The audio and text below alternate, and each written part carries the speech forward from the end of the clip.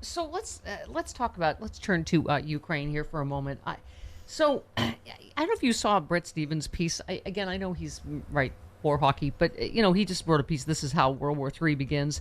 I'm just curious your take on what's happening here. We talked to Eric Bowler yesterday about how the media covering no fly zone, and why that's first of all, it sounds good, but most of us didn't know what it means, and then when we do know what it means, we're like, oh no, not that, But in terms of, Malcolm Nance knows what it means, right? And anyone who's followed the issue, it was an issue, in fact, during one of the Republican debates, and I think it was the one in Las Vegas, where I think it was Chris Christie brought up the possibility of a no-fly zone in Syria.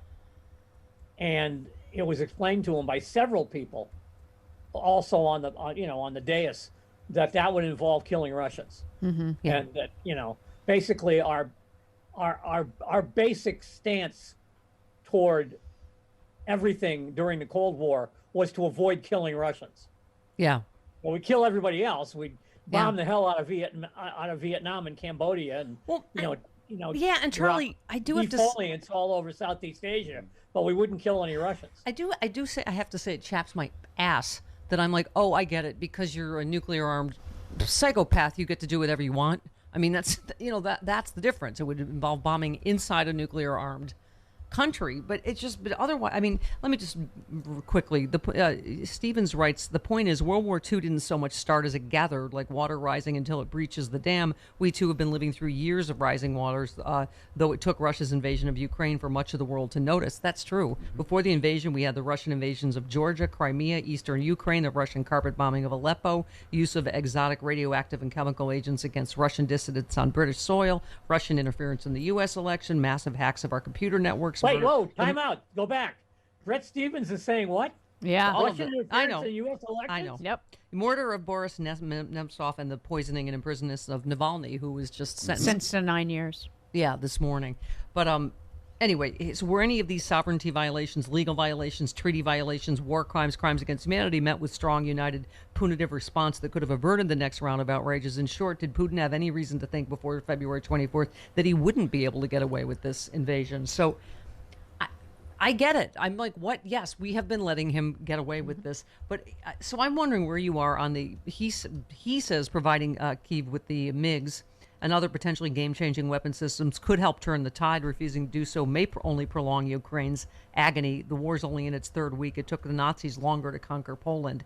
Where are you on that, on giving them? I mean, I feel like we're giving them just about everything, maybe short of the planes, to close their own skies. But what do you think? I don't have a problem with that at all. I don't think if other countries want to give them airplanes, I don't think we should get in the way. Right. But I don't think we should be part of the transaction. Yeah. Well, I just, there is a serious line to cross. The New York Times has a piece today talking about, baby nukes.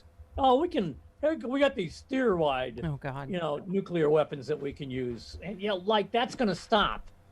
I don't know if you remember, but Barry Goldwater started massively escalatory step. Right, Barry Goldwater started talking about that, to which my dad had to go to every campaign speech and say what Barry meant to say was, and it became like a smaller and smaller, more tactical nuclear weapon that he meant to say or whatever. But anyway.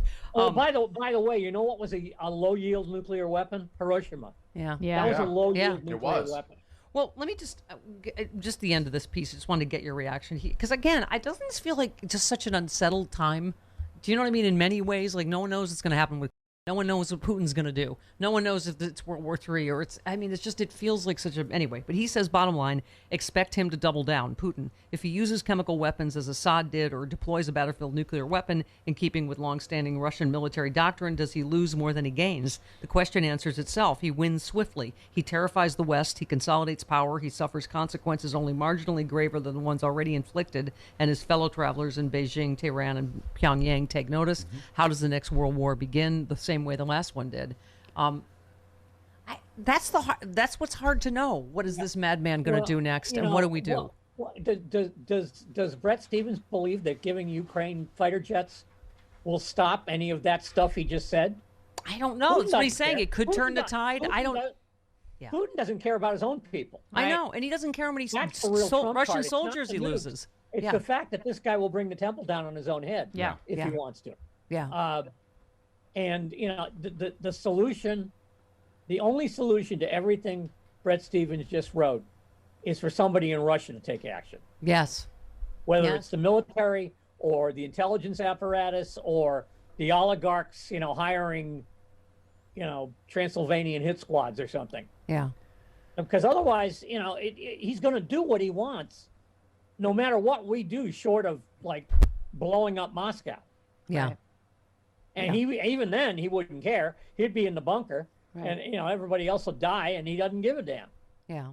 A little bit of breaking news out of the Brown hearings. Lindsey Graham's first question to her was, "What faith are you?" Oh, good Lord! Oh, this is an office that has no religious test whatsoever. Has no religious test whatsoever. No. Yeah. Not only that, it's directly unconstitutional. Exactly. Can't be asked Yeah, that Lawrence question. O'Donnell tweeted that. There will be no religious test for office. Was that a gotcha question? Lindsey's a jag lawyer. It's an inappropriate question. No, what I'm saying is, she's supposed to say that's against the Constitution. She for you to should. ask me that. Please tell me she said she was a druid. I don't know. Lawrence O'Donnell just tweeted that, so that's all I know. I'm of the church. She was a Zoroastrian. I'd please let her say, "I belong to the Church of what's happening now." No. Or the Church of the Flying Spaghetti Monster. There you go. All right. She did talk about God yesterday, though, didn't she? Flannery O'Connor's Church of Truth Without Christ. Yeah. Where the blind don't see, the lame don't walk, and what's dead stays that way. Isn't it illegal to ask that question? It's not illegal. No, it's not illegal. That's why I think it would be fair for her to say, "I'm of the Church of the Satanic Temple." Isn't it a discriminatory question? She's not. They can ask it. She doesn't have to answer it. Okay. Seems discriminatory. All right. Thank you for that breaking news. Thank you, Charlie, little baby Yoda. Thank you, Chris. That was really good. Now I'm going to have to jump back on the on the hearings again. I'm sorry you missed it. I can get a replay of that because that's astonishing. Yeah, that is. Yeah. All right. Goodbye, baby Yoda. Say goodbye to your lover. Hey, fare thee well. Fare thee well. Bye, Charlie. Now I am. Mwah.